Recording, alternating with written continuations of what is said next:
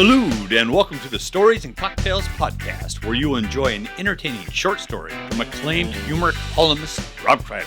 Story time is the family portion of the show. Then we move on from the stories to the cocktails. This is where the alcohol and the not safe for work portion of the show takes over, as Rob and his wife /editor /muse Sara Kreider partake in some adult beverages and provide you with a behind the scenes recap of what really inspired the original story.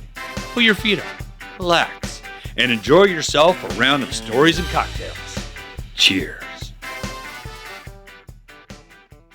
This article is called Roid Rage by Rob Kreider. Hey, that's me. Shamefully, I'll admit it, I'm on roids. No, not steroids. I don't have arms that look like legs or currently hold an MLB home run record. When I say I'm on roids, I mean I'm literally on roids, like I'm sitting on a hemorrhoid right this second. I have no formal training on how to officially diagnose the pain in my ass that is a hemorrhoid. I do, however, have access to Google, which means I have all of the knowledge of any medical professional without any of the student loans. According to Google, a hemorrhoid is an abnormally enlarged vein, mainly due to persistent increase in venous pressure occurring outside of the anal sphincter and beneath the surface of the anal skin. Gross. I certainly don't understand all of those technical terms, but I can tell you that I have a huge, itchy, bulbous bleeding nub on my butt that hurts. When I found this thing, I was in complete denial. I didn't think I was old enough to have hemorrhoids. I don't want to have to carry around a donut to sit on. Due to basic anatomy, I couldn't actually look at my butt to confirm if I actually had a hemorrhoid. I tried bending over in the bathroom, spreading my cheeks, and looking back at the mirror, but I couldn't discern anything from the distance, and the bathroom counter was in the way.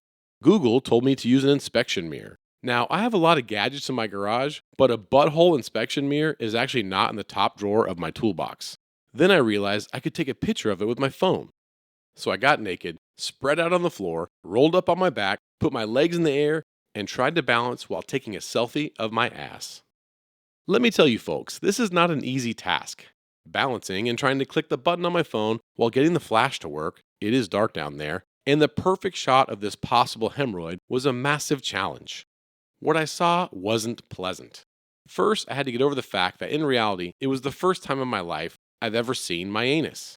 It turns out there's no real reason to look at it. It is an awful place. Second, I learned that a close-up picture of an anus with a 12 megapixel camera has incredible detail that nobody really ever needs to view. It turns out my butt is the most disgusting place on earth, and it clearly had a hemorrhoid on it. I was so caught up in the medical emergency that was my hemorrhoid that I failed to delete the 17 close-up pictures of my brown eye on my phone. It never occurred to me that the next time I was in front of other human beings and someone asked, "I heard you moved into a new house. Do you have any pictures?" The moment I started to scroll through my phone to show a proud picture of the front of my new home, I would scroll directly through a bunch of butt shots first. Don't mind those pictures. We're digging some holes in the backyard. It's real muddy back there. Around 3 o'clock in the morning, my hemorrhoid really started to interfere with my life. I felt like I was growing a small tail back there. I went back to Dr. Google to find a remedy. It recommended to get some hemorrhoid ointment and some baby wipes. I slipped out of the house, jumped into the car, and searched for a 24-hour drugstore. Unfortunately, nobody was open. Finally, I found the only place that was available, 7-Eleven. I waddled in there and browsed through the small medical section of the shelves. Sure enough, they had hemorrhoid ointment and some baby wipes. I grabbed what I needed and walked up to the counter. At 3 a.m., I was the only one in 7-Eleven except the graveyard cashier. This was a guy who was pretty bored at work and desperately wanted to have a conversation to pass the time.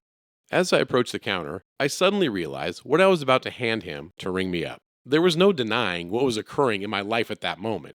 I have a huge annoying hemorrhoid on my butt, so big and awful that I'm purchasing hemorrhoid ointment from 7-Eleven in the middle of the night. I didn't really want to go through any small talk with this guy. I just wanted to shamefully buy my butt cream and go home to get some relief. He asked me, "How's it going tonight?" I said, okay. And yourself? He told me, "Can't complain. Another day, another $1." I said, "Yep." What could I possibly say? Thanks a lot. I'm going to go home and stick my finger up my ass. Good night. When I came home, in a big hurry to get this cream between my cheeks, I slammed the door and woke up my wife. In an attempt to retain any sense of pride or decency, I had not told her anything about my hemorrhoid of shame. She got out of bed, obviously concerned why I was out in the middle of the night. That's when my wife, whom I love, asked me point blank, "Where were you? Are you having an affair?" I told her, "No, baby, I'm certainly not having an affair. I was at 7-Eleven. She asked me, "You bought a lottery ticket at 3 a.m.? I told her, "Not exactly." Then she said, "Let me see your phone. Are you with someone else?"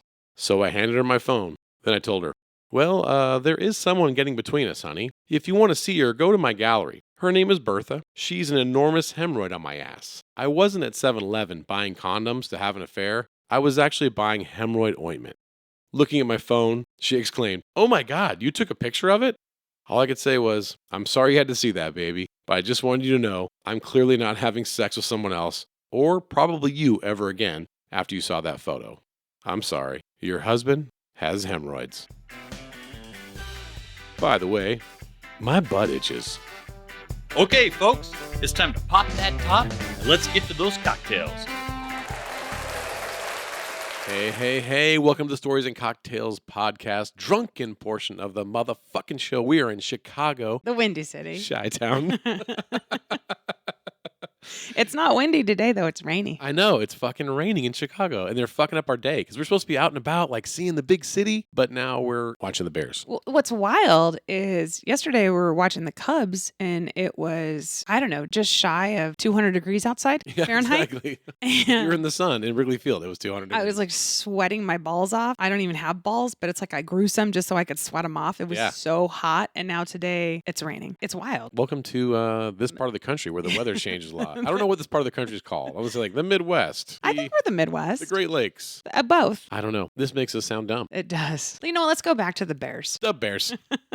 It's halftime. Yes. And I don't know about you, but I'm fucking pissed. I'm invested in this game now. Literally, I'm invested. Well, you're invested because you bet on this game. Yeah, $5. Yeah, exactly. I didn't know that the Bears fucking suck so badly. So what I do is I wake up in the town that we're in, and I'm like, hey, what town are we in? Do they have any sports teams? And then I just adopt whatever team. This is the arrogance of me. Yes. Right? You're like, hey, here I am. I'm here now. I've blessed you in this great city with my presence, and I'm going to bet on your team. And my fandom. Yes. For however many days I am here, I will throw all of my spirit right at your teams. I will help you win. You'll wear the t-shirt, the hat. And I'll literally put my money where my mouth is. See, my mouth is saying, go Bears. And my money, $5, is also saying, go Bears. But I want to say it's not just your money and your outfit. You actually change your jewelry. Park Lane. Oh, yeah. You have all this fucking Park Lane jewelry, like necklaces and bracelets, and you have them colored coordinated. So I see you wake up, and I'm like, oh, what are we doing today? And you're like just lining up these different colors. Like, well, this one's an orange and blue because today's the Bears. I'm like, what? You're like, yeah, the Bears are playing. I'm going to wear this bracelet set up. I'm like, holy shit. Yeah, you can literally tell what team we're cheering for just based on my arm party. That's what a stack of bracelets is called. Now, as your husband, I'm impressed that you're able to color coordinate all these bracelets and shit. Now, I would find it sexy if you could just coordinate like a bra and panty set for me. What? Yeah. Could you maybe match some of that shit up for me? You're like, no, I'm doing it for the fucking Bears. I'm like, the Bears, they don't even know you. The Bears, I mean, maybe you want them in your bedroom, but they're not in your bedroom. I'm in your bedroom. I can't get a matching bra and panties. And you're like, no, I got to fucking set up. Like yesterday we saw the Cubs and you had a total setup different to that. Oh, yeah. Blue. It's red, white, and blue. It's crazy. For the Cubs. It's crazy. Yeah, no, and then 2 days from now, it'll be the White Sox. The White Sox are easy, though, because they're the same colors as like the Raiders, kind of like this white and black. I'll throw some silver in there. Just keep for it funsies. legit. Yeah. Sure. So, well, anyways, congratulations. Not only do you color coordinate everything except your bra and panties, you also bet on the teams. just to defend myself for like a minute. Okay. Bra and panties, it comes down to comfort. Like the bracelets, the Park Lane bracelets, I can't say Park Lane enough. Give a little shout out. Was it Park Lane? Oh, yeah. Is that PARKLANE.com? Message me if you would like to know more about Park Lane and be in touch with a fantastic Park Lane stylist. That's what they're called. They're called stylists. They're not called like a pyramid scheme. No. Oh my God. What do you call that? Did not say Inverted this. marketing scheme. Did not say this about my bestie, sorry. Jen. I misunderstood. Sorry, Jen. She's so great. Honey, you just got finished saying. Look, I know I'm personally putting Jen's kid through fucking college, so I can say whatever I want about it. I have every color for every team. Yeah, and I have exactly. I have Jen to thank Jen's for that. kid's going to Stanford. And you know what? I'll have a fucking arm party. Yeah, burgundy and To white. match Yeah, that. we'll go see a fucking Stanford football game. Oh, actually, the burgundy impression bracelet by Park Lane, it's beautiful. Oh, Jesus. Burgundy stones set in a rose gold. Well, anyways, you're very good at impression bracelets, but you're fucking terrible Oh, yeah. at sports betting. It's comfort because the impression bracelets, they all fit the same. They all wear the same. They're interchangeable. You know what I mean? Like for whatever sports team you're watching, you just change your arm party. Bra and underwear, that's a comfort thing. And they're not as interchangeable. Like you have to think about like how much walking am I going to do? What shorts am I wearing? What pants am I wearing? Do I need panty lines? Like there's so much goes into the comfort that you can't think about the matching color. Okay. Sorry. Bummer. I'll tell you what though, we come back to the hotel room, I take them off and it's a matching set, dude. It's just white boobs, white ass. You know what I mean? Same color. True. You do match that up pretty good. Yeah, I don't tan either one. So it's just the same matching set, naked. I appreciate that. But I don't really see that often. You have a t-shirt on and a pair of granny panties and you're like, get away from me. That's kind of what I'm getting. That's what I got last night. Get the fuck away from me. So when you say like, I come home, I put this on, I'm like, the fuck you do? That's some bullshit. Last night I told you, I'm not going to fuck you. I'm not podcasting with you. Exactly. And then you were like, then I'm done with you. You go over there. And then you just put your headphones on. And you're like, I'll be here. You're like, we're going to have alone time literally in the same space. Fine You're with me. basically worthless to me at this point. If you can't make a show with me or make a kid with me, you got nothing to offer. It's because I was so full from Wrigley. Well, we went big at Wrigley for did. sure. We did. And we found out something else about you. So we all know that you're bad at crime. You're just bad at it. You Oh. can't do it. You can't lie. You can't fucking steal shit. And if this Bears game is any indication, I fucking suck at betting too. You also super suck at sports betting. We've definitely learned yeah. that. You are terrible at sports betting. You lost yesterday's sports bet as well at Wrigley. But we also found out that you're kind of bad at bougie. Like, even though you got your fancy ass bracelets on, when we go someplace a little kind of high class, and yesterday we had this incredible opportunity to go to the Maker's Mark Barrel Room. It's an exclusive club at Wrigley Stadium. Oh, yeah. It was fancy as fuck. It was nice. And you don't really know what to do in there. I don't. I think what you were doing, you're like, okay, it's all inclusive. You get all the food you want to eat, all the drinks you want to eat. And you're like, I'm going to eat and drink the price of this ticket that I paid. Yeah. So you were like really busy shoveling food in your face and ordering free drinks as fast as you could. But when you say I don't do bougie, I do I'm going to eat and drink the price of this ticket. What I don't do is like, I'm going to exploit the service to the price of this ticket. Yeah. That's where I fall short, where I get uncomfortable, I get weird as fuck, is because in the Maker's Mark Barrel Room, the service was phenomenal. Amazing. I mean, you couldn't even finish your last sip, and she was like taking your cup away, and she was bringing you another one, and she was so attentive, and she was just so sweet. That kind of service makes me uncomfortable. I'm just like, dude, I don't deserve this. I don't deserve this service. Like, I'll get it myself. And they're like, no, you're literally not allowed. You can't get it yourself. You can't get it yourself. This is a white napkin kind of place. Yeah, they're just like, just stop this, And I'm like, no, I'll launder this napkin myself. Like, it was just everything. I'm trying to bust my own table. They're just like, ma'am, can you just sit the fuck down and calm your tits? And I'm just like, I would feel much more comfortable if you guys would just allow me just back behind the Can I buffet get a paper table plate? and I can serve people. I'll help you. Exactly. Like I'll hand out some fucking hot dogs and I'll cut the prime rib. Like let me help. Or yeah, can I get a paper plate so I can throw it away myself? Exactly. I also misstepped there because at one point I had a drink. It was delicious. And it was like about just a little sip left, like the spit left, Mm-hmm. And I was like, well, I'm going to probably savor that. And Yeah. she just grabbed my cup and took off. And I felt like going, hey, lady, I didn't finish. Oh, wait a second. The drinks are free here. She's going to bring me another one full, no spit in it. Yeah. So I was like, that's probably the better move. I should probably just let that one go. You know So what I see, mean? you're making fun of me that I don't know how to do bougie, but Well, I am making fun of you because not only were we in this exclusive club, they had this like doors you could open up. You could see the batting tunnels. It was like a speakeasy underground in right field of well, that's how they got us. Wrigley Field. Oh, it was so dope. Because they called it a speakeasy online. And it looked like it too. It was killer. So you and I were chasing the ballparks. I'm buying ballpark tickets like crazy because we want to go to every park. But Maker's Mark, the way they got us is they called it a speakeasy. So Yeah. both of us were like, That's pretty fancy. I've never been to a speakeasy in a baseball park before, and that sounds pretty fancy. It was worth every penny, and we ate our weight's worth. But what was cool about the place was that they had all this fancy shit. So they had like your usual baseball shit. They had like peanuts and they had popcorn. I mean, I just can't speak highly enough about this Maker's Mark Barrel Room speakeasy in Wrigley Stadium. So cool. But Drinks anyways, are free. Yeah, they had sunscreen. sunscreen, which I was like, thank you, because it's 200 degrees outside there. But then they also had, I thought it was like a little coloring book. And I was like, who's buying these tickets for kids? Like, why do we have this coloring book and a pencil? And then I heard this dad hand his coloring book. And it wasn't a coloring book at all. It was a scorecard. And he hands it to her. She was like 10. Again, though, who's buying these tickets for their 10-year-old? But this guy had, I guess, enough money for that. But he hands it to her. He says, you can learn how to keep score. And that's when I was like, whoa, wait, what? That's not a coloring book? I want to keep score. That's gonna fucking teach me how to keep score. So then I grabbed one for free. You were the happiest little 10-year-old girl yourself. Oh, yeah. You were super excited. You're like, ooh, free shit, and I'm going to score. Oh, yeah. So you sat down in the wonderful seats. We were right by first base. We were on the Jumbotron. We were on the TV, all the stuff. That's how bougie these seats are. Yeah. And so you start scoring, and it's like a shorthand thing if no one's seen it. It's like little triangles, and first base, everything's numbered. It's kind of interesting. Now, I was like, I don't have time for this shit. I got to drink these free drinks. You know what I mean? Yeah. I got to eat my peanuts. And what I like to do at the baseball games, I like to get a bag of peanuts and just make a huge fucking mess all over myself in the seat. That's my go-to, right? Yeah. You know where I'm at any baseball scene, there'll be a pile of peanut shells in a bunch of fucking alcohol cans. And I had just lathered up all of the free sunscreen from the Maker's Mark barrel room, so I was like a little sticky. Yeah. And you were just throwing your peanut shit on. So I literally had like peanut shells stuck to my legs because you were just throwing. And I'm like, hey, I'm trying to keep score here.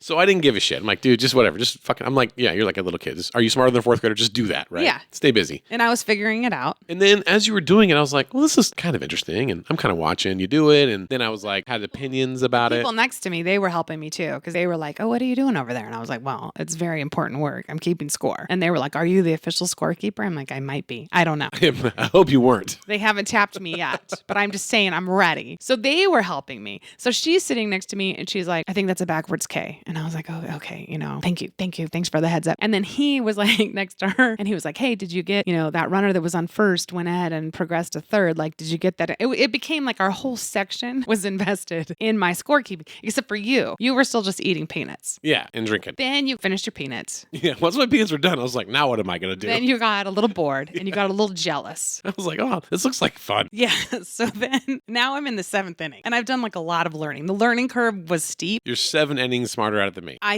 am. And I had already made so many mistakes and I had erased and I had fixed and I had conferred with other people in the section. I found that 10-year-old girl. We were comparing notes. Right. And now you decide. Yeah, I decide that, I got the gist of this. I'm a dude. You know what I mean? Yeah. Sports and You shit. came in the 7th inning. So I just decide that I know everything about this and I know that you're doing it wrong. And you just start yelling at me. Yeah, I'm just like, no. This isn't how it's done. You're doing it wrong. You were like pointing at you. I'm telling you, erase that. And I'm telling you, he's on third. And I keep missing what's happening. I'm like, stop. I missed what happened. I don't even know if that was a standing strikeout or a regular K. Like, shut the fuck up. You're distracting me. I missed 2 batters. I was trying to help. Because you were battering me. Yes, I was battering you for sure.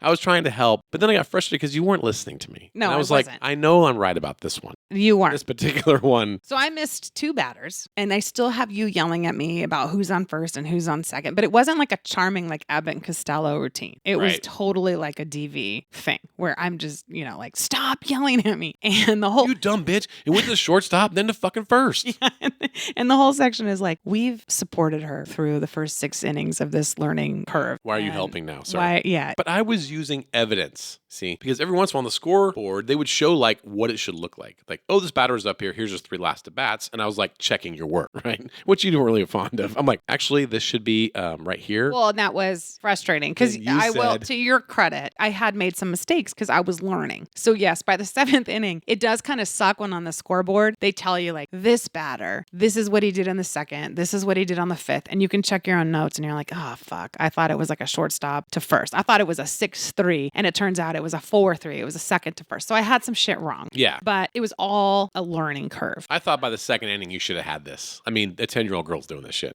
So I was telling you like, oh, that's wrong. You got this wrong. And I'm learning from the scoreboard and I'm like, you're doing it wrong. You're doing it wrong. You're doing it wrong. And then you tell me it's subjective. And I'm like, the fuck it is. It's not subjective. This is one of the most fucking black and white things there are. You're like, it's subjective. But I'm just going to write, this is my shorthand for this. I'm like, it is. that's not how it works. No, that is. That is not how it works. It became my in the shorthand for MLB. this. Well, yeah, but it turns out by the 7th inning, I realized like, oh, this is unofficial. No one's asking me for this. So as long as I understand it, So it's you're just my like shorthand. doodling and shit on the fucking margins. Like, oh, he's cute. Yeah, that's kind of. Jesus Christ. I did. So then I was frustrated. I'm like, no. It's not subjective. As soon as I told you it was subjective, then you decided that you would be like the referee of my scorecard, and the rest of the game. The whole game needed to just be paused while you straightened me out, and then it got bad. I wanted to go back on second inning stuff. I'm like, no, let's go back to that. Well, and that was the thing too, is that you keep pointing out all the shit that I did wrong, and I'm trying to erase it and fix it, but I'm missing the game. I missed 2 batters, and I finally say to you, dude, I don't care that I did it wrong. 2nd inning, it's 7th inning now. How can you not care? I just missed 2 batters. I don't know what happened. It's subjective, anyways.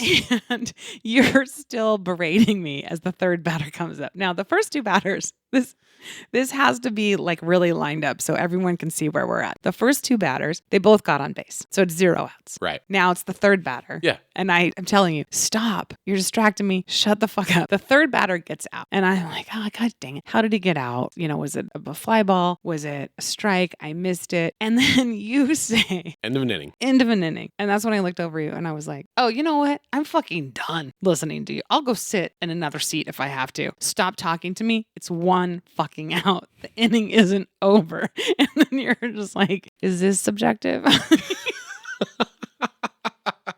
So in the end, you made a huge mistake. What you should have done was you should have just said, look, I'm going to get you a piece of paper and a crayon, and you can just make your own little score over here, Robbie. Oh, yes. And just leave me the fuck alone. You needed to treat me like a child. I did finally tell you that. I said, you know what? Get your ass back in there in the Maker's Barrel room and get your own scorecard. And you do it yourself. So, yes, in the end, you scored the best you could. I did. It's subjective. And what you found out was that the Cubs lost, which means that you lost another sports bet. Yeah. Because you're fucking terrible at sports betting. Yeah. For sure. Now, the scorekeeping, though, at the end of the game, so I'm sitting there keeping score, fighting with you, learning, bettering Trying to knock all the peanut dust off yourself. And yeah, you're just eating peanuts and I'm becoming a better person because now I know how to score baseball. Right. I'm just getting fatter. And the guy behind us was also keeping score. He had the same scorecard. So me, him, and the 10-year-old girl, we're all keeping score. I said, oh, hey, was this your first time? How'd you do? And he said, well, I looked over your shoulder and he's like, mine didn't look anything at all like yours. Like you were doing it so well. He's like, I just gave up. And I was like, oh my God, I'm so good. I intimidated you into giving up. I want to go like, don't listen to her, dude. It's subjective.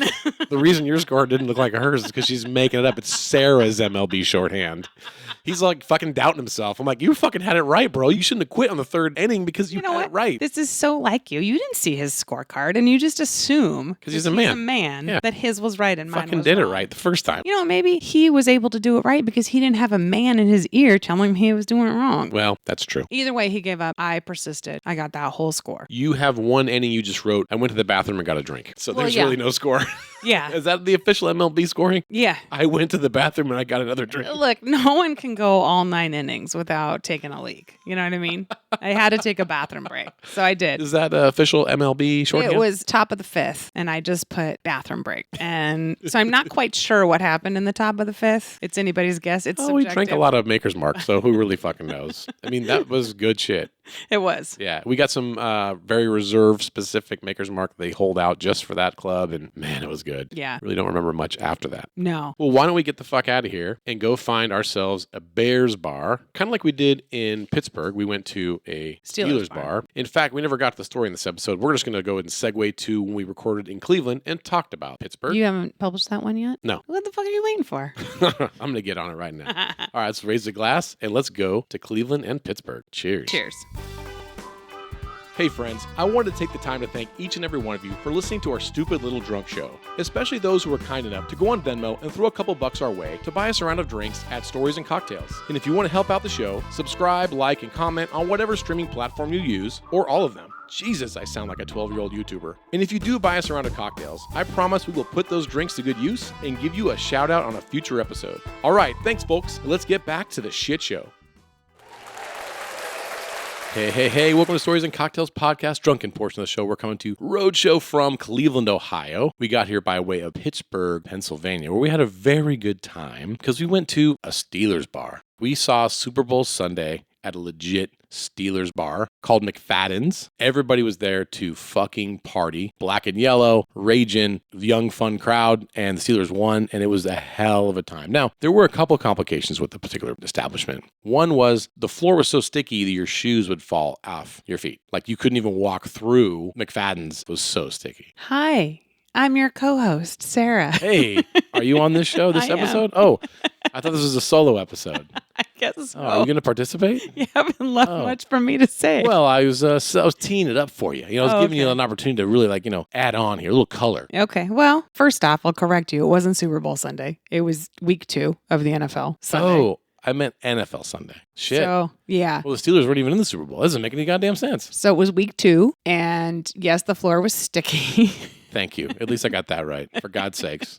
And the Steelers did win, and everyone there was a Steelers fan. Here was what was cool about it, because we're a couple of Raiders fans, and the Raiders game was at 1 o'clock. Yep. Steelers game was at 4:30. So from 1 to 4:15, it was a Raiders bar. It was a Raiders bar. Because we're the only two fuckers in there. Oh, yeah. Steelers fans come to the bar right before the game starts. It was, and no one else was there. I mean, there was a ton of games on. Nobody. We watched the Saints game. There was other games on, and we were the only 2 patrons in the entire bar restaurant. And it was a huge place, and it was just us. And we had like 3 servers checking on us. Yeah. Get you some more food, more apps. I'm like, dude, no. We've eaten it all. I'm full. I've got 4 beers in front of me. Like, I can't do anymore here. Like, please, I appreciate the service, but you got to find somebody else off the street to serve because we're served up here. So it was a Raiders bar until about 4:15. And then went from the silver and black to the yellow and black. All of a sudden, it became a huge Steelers bar. DJ playing music between the plays, Steelers like fight songs. Like, it was really awesome. And I had said to you, but let's just go, like, let's find like a Steelers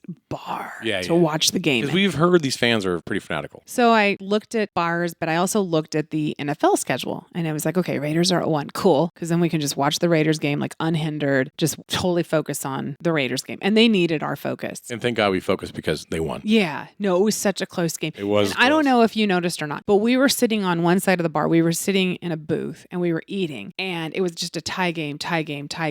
And then the Ravens even had the lead. Yeah, we were nervous because Ravens are good. Then I said, I can't do this sitting down anymore. I got to go stand up. And I stood up and then I went on the other side of the bar and then they started doing really, really, really well. So obviously they could only do well when I was standing on the other side of the bar. And I couldn't sit down. Our server got confused. She goes, oh, you moved over here? I'm like, look, we're really into this game. Yeah. And she thought we were Ravens fans. She was very confused. She's like, oh, I'm sorry. I'm like, no, we're leading.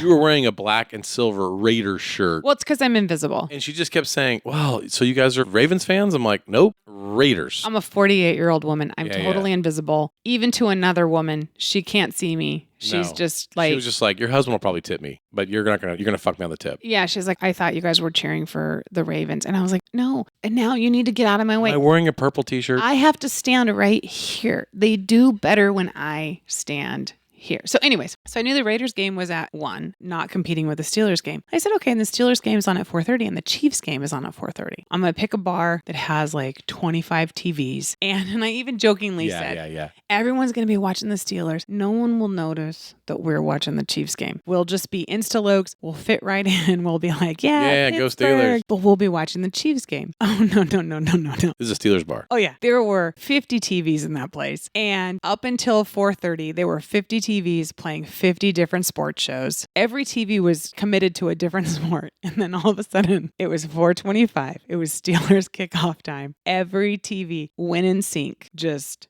Steelers. Fucking Steelers. Yeah. And I was like, hey, you think we could, I don't know. Nope. Get some other... Mm-mm. I'm not saying it has to be the Chiefs. You're in the wrong bar, honey. Any other game.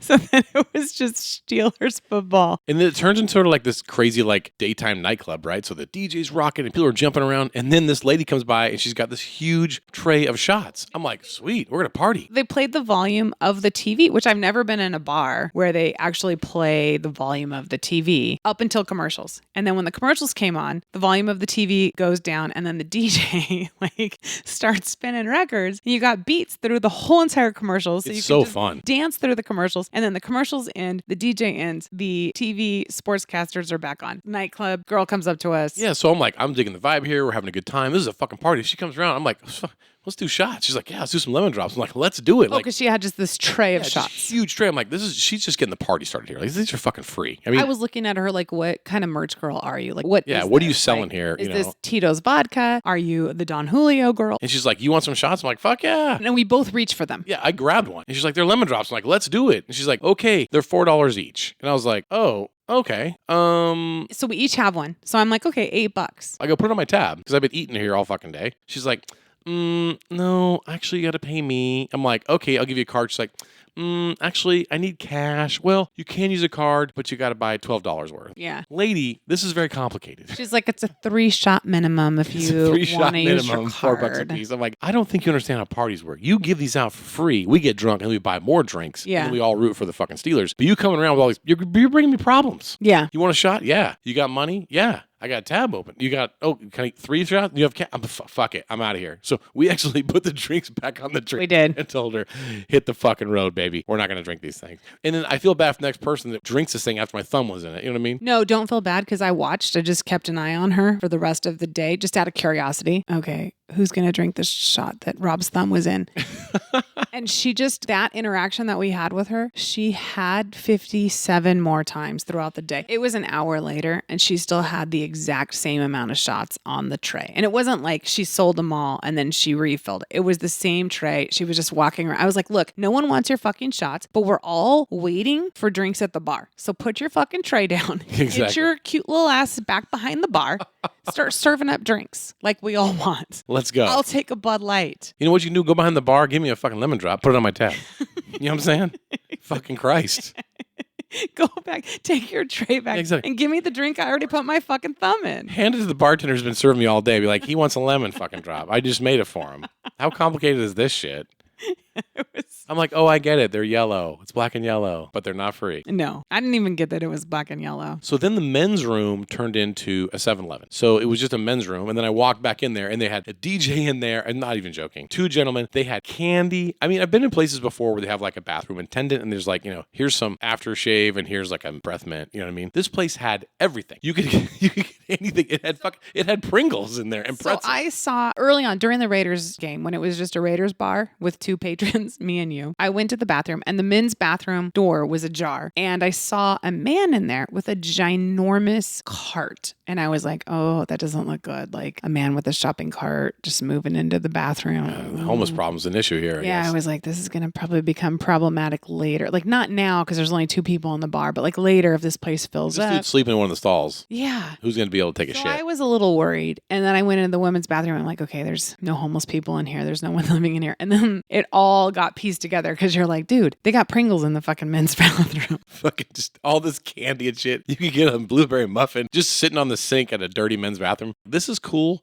However, I just don't see myself getting food in a men's restroom. I like red vines. But I didn't get you any. And you did tell me he had some in there. You're just like, dude, they got fucking candy in the men's room. So every single time I went to the women's restroom, and the women's restroom was like so poorly stocked. Like we barely even had paper towels. It was just a shit show in there. Like there was like one soap dispenser that There works. were 2 guys would hand you a real towel in the men's room. You don't even have fucking paper towels and toilet paper in your room? No, apparently McFadden's in Pittsburgh doesn't know that women also watch football. They didn't give a fucking Or go to the shit bathroom. about the women's restroom. So I made sure that every time I went in there and we're all like fighting over the same soap dispenser and the paper towel dispenser isn't working. And we're like, hey, do you have any toilet paper in your stall? Pass it under the door. Every single time I went in there, I was like, hey, you guys know they got fucking Pringles and red vines in the men's bathroom. Like they got fucking candy in there. We can't even get toilet paper in here. And they got fucking candy in there. They had like Tums, Pepto-Bismol. I had like Aleve. Like you could get drugs. It was crazy. I didn't even give a shit because like who actually wants candy from the men's bathroom? But just on principle, just because I hate the patriarchy, I was like starting a movement. I was like, hey, you guys, let's all go in there. Let's storm the men's bathroom. Let's say that we want equity. Like we want some of that shit too. And I mean, I didn't really like get the movement off the ground. Like it was really loud because of the DJ. Yeah. I'm not even sure any women heard me. So. But Steelers did win. And that was a happy place when they won. It was. Good times in Pittsburgh. Yeah. So I'm going to talk something that just popped up, and that's the story this week. It's about hemorrhoids. The story is called Roid Rage, published in the Santa Maria Sun, June 7th, 2017. A story about hemorrhoids, not about steroids, which is a confusing part about the beginning of the story, which is kind of funny. So yeah, this is something I can't sit on any longer. We need to talk about this. Wow. Those were a lot of dad jokes right there. Well, I did ask you to look at my asshole. I needed you to inspect it to see, like, you know, how bad is this hemorrhoid? Because you can't see it. It's like you get nervous. Like, oh. I don't remember this. Did I do it? Yeah, first I took pictures of my asshole with my phone. There's no dignity in it. Yeah. When you're lying on your back and you kind of roll back and you pull your legs up and your asshole's in the air and you're holding your iPhone trying to take a photograph of your ass, it's not sexy. Now, this is why I'm glad I'm married and I'm not on Tinder, because I'm assuming men do this kind of shit all the time to meet women, and I want nothing to do with that. You think they send pictures of their hemorrhoids to women? I don't know what they do. I've never done it. I have no idea, but I'm assuming there's maneuvering and lighting and phones in your private parts, and I'm just bad at it, I guess. Anyway, so I do have some photos of my asshole, and unpleasant. Have you seen the movie Alien, the original? No. Well, it's my asshole. Okay. That's what it looks like. It looks like an alien from a different planet, a little Okay. hairy, this huge bulbous fucking mass. I honestly don't remember you asking me. I mean, that is something that you would do in a marriage. Like, hey, can you... Just give me a quick check on this. Yeah, and I don't remember you doing that. If I did, I blocked it from my memory. Smart. Or I told you, like... It's fine. Use your fucking iPhone. Use a mirror. Do what I did when I was pregnant. Use a fucking mirror. Yeah, it's unpleasant. So yeah, when it gets a little, Bulbous. bulbous, or the term is inflated or inflamed, you start walking around, starts rubbing the nub on you, you know what I mean? Very uncomfortable. And you're just like, ooh, it's not good. You don't want to strain too much and turn your butthole inside out. You know what I'm saying? Like, that's basically what you're doing. You're turning your asshole inside out. It won't go back in. You're just like, do I still wipe my ass? Is that a turd, or is that just a big bulbous hemorrhoid? It's fucking awful. I don't wish it on my worst enemies. Like, you don't want a these lot. things. You just don't want these. Personal They're bad. They're bad. They're bad. They're bad. So anyways, I had them, and then I was soaking my ass in Epsom salts and doing all the shit, the creams, like, you know, all the over-the-counter shit. No dignity. I don't remember, like, looking at it, but I do remember saying to you, like, okay, I actually know how to take care of this after I had babies. I know it was after I had Addie and all of the pushing. A nurse came in. So after you have a baby, there's no dignity left. You've just got so many people up in your business. And by your business, I mean your genitals. And a nurse came in. I didn't even know. I was 23 years old. I didn't even know what a fucking hemorrhoid was. Yeah. You know what I mean? And this nurse comes in and she just rolls me over. And I'm just like, the baby's already out. Like, we're done. You know, like, enough of the poking and prodding. yeah, you have already tested how dilated I am like 27 times. The baby came out. There's nothing left. Like, you've seen it all. You've dug into it all. And I'm just like, and nothing's back there. You know what I mean? And she just like rolls me over and spreads my cheeks. And she's like, yeah, you got a little bit of a hemorrhoids, but like, you should be okay. It's nothing that should bother you. If it does, take a bath in Epsom salts, use some witch hazel wipes. You'll be fine. Now, I'm horrified at that. You know, I'm just like, oh my God. The last thing I need is this. Yeah, I had an episiotomy. I got to worry about the stitches. Like, I've got a brand new baby. There's like so many things on my mind. My milk is coming in. My boobs are like, they're just like splitting open. I've got scabs on my nipple. Everything is horrible. And now you're just telling me one more thing, like witch hazel wipes and Epsom salts. Now, after that, I didn't really have to think about it. She was right. Whatever it wasn't so bad. So I never had to think about it until you had hemorrhoids. And then I was like, oh, wait, somewhere deep in the recesses of my brain, I know how to handle I know this. the solution for this. So yeah, I went to the drugstore and I got you some Epsom salts and told you, here, put this in your bathtub. Here's some little witch hazel wipes. Here's some hemorrhoid cream. And then I was like, let's never speak of this again. Exactly. I remember just soaking the tub, like 2 inches of water, just my asshole in the tub. I'm like, God damn, it's not good. Yeah. How did I end up here, for God's sake? So we had the conversation about it that one time. You wrote a story about it because you're just like, my wife won't talk to me about it. I will write a whole story about it. Well, that's how I make money, you see. Since then, we never spoke of it, but I always knew when you had a flare up because all of a sudden I would hear the bathwater running. And I was like, oh. He never showers. Yeah. I'm like, well, he never takes a bath. Like, oh, He never does either one. he's drawing a bath. And then I can hear like the bathroom cabinet doors like shutting and slamming. I'm like, oh, he's looking for the 5-year-old Epsom salts. Rob's got a flare up. But this comes up again now because, yes, when we were in Philadelphia and doing a lot of walking. Yes. I got a little nub out. Yeah. I was like, ooh, this is uncomfortable. And you were like, oh, our hotel room, does it have a bathtub? Do we have Epsom salts? Is it a walk-in shower? You know, when I went to McFadden's bathroom, I'm like, you guys got Epsom salts in here? They probably fucking did. They had everything else, man. He's like, I got Pringles and Red Vines. He's like, you want to, aspirin? I'm like, I don't really have a headache, but I just need a good soak. let's talk about the two different parks we went to. So we went to PNC at Pittsburgh. Today we went to Progressive Field with Cleveland Guardians. And I'm going to say the win goes to PNC and the Pittsburgh Pirates for Yes. sure. Absolutely one of the best parks we've been to. Yeah. Phenomenal, beautiful. The views are Views of the amazing. bridges and the water and just a cool vibe there. Guardians was a little more challenging. We just didn't seem to be walking the right spot all the time. This was closed. You can't go here. You can't get this drink here. It was just like a little more like, what the fuck? So nothing wrong with the place. It's just not my top list of ballparks. It was huge. And they only decided to operate, 60% of it? Concessions were closed. Sections were closed off. There wasn't a lot of communication. Yeah, I was getting a little testy. Yeah. Well, lady, I enjoyed my time with you in Cleveland. We went to the Rock and Roll Hall of Fame tonight, which is so awesome. If you are in Cleveland, definitely check that out. That's a great time. We went to the Canton, Ohio NFL Hall of Fame yesterday. We enjoyed that as well, but not as much as rock and roll. So rock and roll gets the win over NFL Hall of Fame for us. So for comparing stadiums and museums, I'm thumbs up for rock and roll for sure. Yeah. The cool thing is they're only about 45 minutes apart, so you can hit both in one trip. And then tomorrow we got to get our asses up because we're off to Cincinnati to go see the Reds. Yes. All right, so let's raise the glass and we'll say goodbye to Cleveland, Ohio. Cheers. And that was Last Call. You did it. You survived an episode of Stories and Cocktails. But did Rob or Sarah's liver survive the show? I don't know. Tune into the next episode to find out, to enjoy some more stories and some more cocktails. By the way, if you want to support the debauchery of the show, then buy the host their next round by Venmoing a couple of gold doubloons at Stories and Cocktails. Back in the day, a gold doubloon was only $4 Spanish. Who knew? Well, folks, I'll be right here behind the bar, cleaning the glassware and awaiting your return to the Stories and Cocktails podcast. Cheerio, friends.